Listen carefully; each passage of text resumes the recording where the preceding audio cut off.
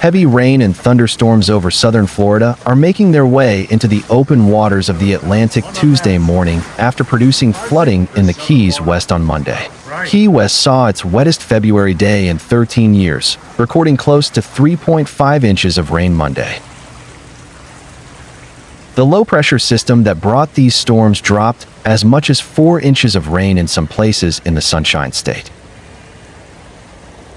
Video shows cars in Key West driving through urban flooding. The rain was beneficial for many parts of the state, which are experiencing moderate to severe drought conditions.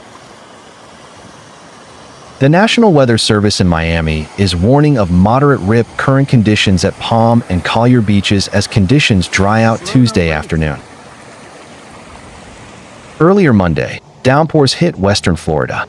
In Seffner, video was captured of rain from a gutter slamming into a sidewalk. I was walking across because these people riding through. Lingering scattered showers are possible before this Gulf Coast low-pressure system completely moves out of the region.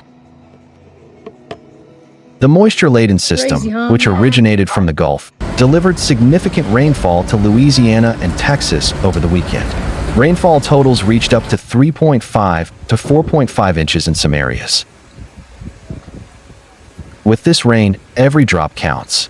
This is Florida's dry season, with Miami averaging just over 2 inches of rain in February, compared to more than 10 inches in June.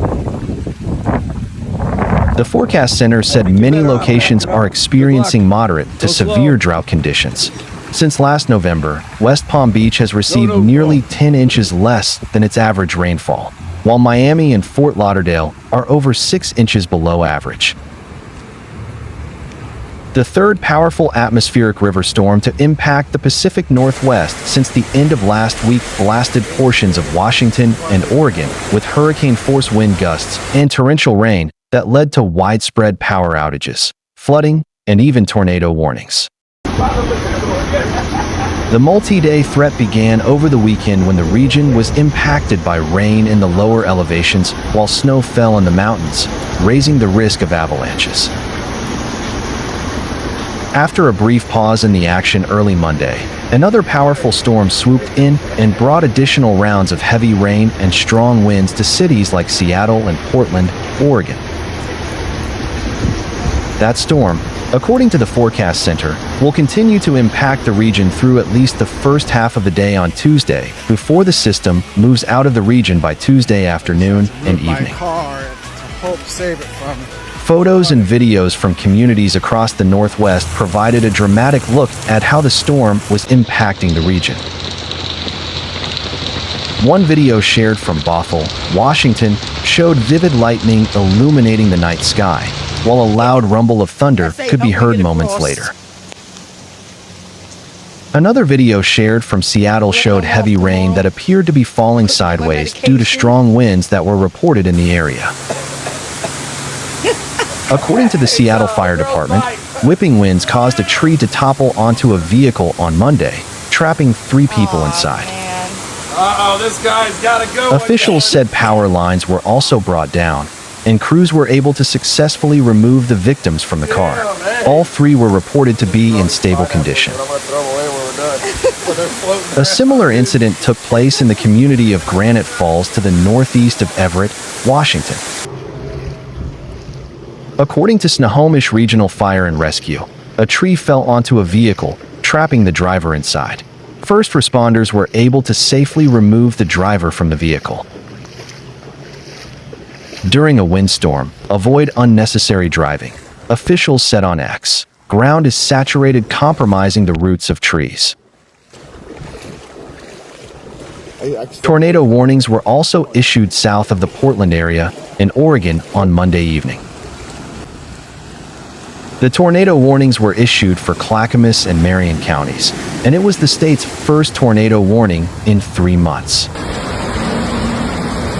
They were also the first tornado warnings in Oregon to be issued in the month of February since at least 1991.